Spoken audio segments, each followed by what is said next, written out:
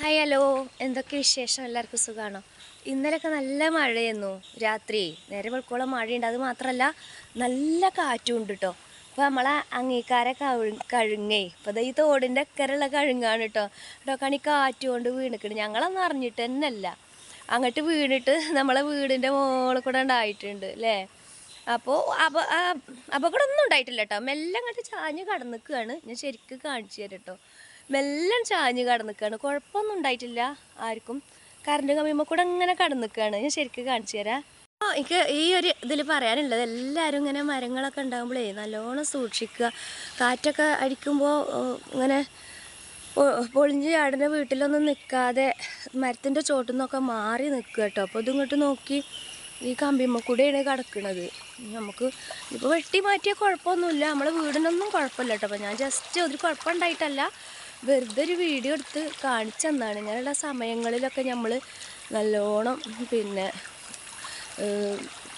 ശ്രദ്ധിച്ച് നിൽക്കണം. ഇന്നലെ രാത്രിയാണെങ്കിൽ നല്ല കാറ്റുണ്ടായിരുന്നു. ഞങ്ങൾ സത്യം പറയുകയാണെങ്കിൽ ഈ വീടിൻ്റെ ഉള്ളിലേക്ക് താമസം മാറിയിട്ടില്ല കേട്ടോ. വീട് പണി കഴിഞ്ഞിട്ടില്ല. അപ്പോൾ ആ ഷെഡിൻ്റെ ഉള്ളിലാണ് നിൽക്കുന്നത്.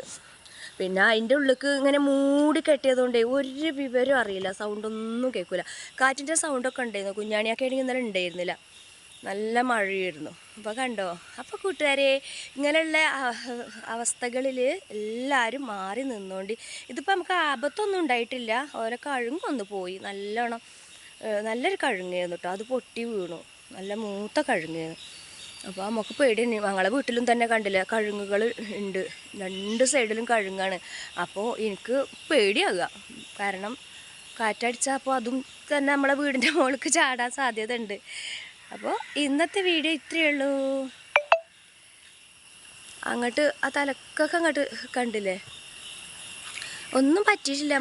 ഒരു നാശനഷ്ടം ഉണ്ടായിട്ടില്ല. ഞാൻ ജസ്റ്റ് ഒന്ന് കാണിച്ചു തന്നതാണ്. ഈ ഒരു അവസരത്തിൽ നമ്മൾ കുട്ടികളെയൊക്കെ കൊണ്ടേ കാറ്റുള്ള ടൈമിലൊന്നും ഇങ്ങനെ അപകടമുള്ള സ്ഥലത്ത് നിൽക്കാതിരിക്കുക.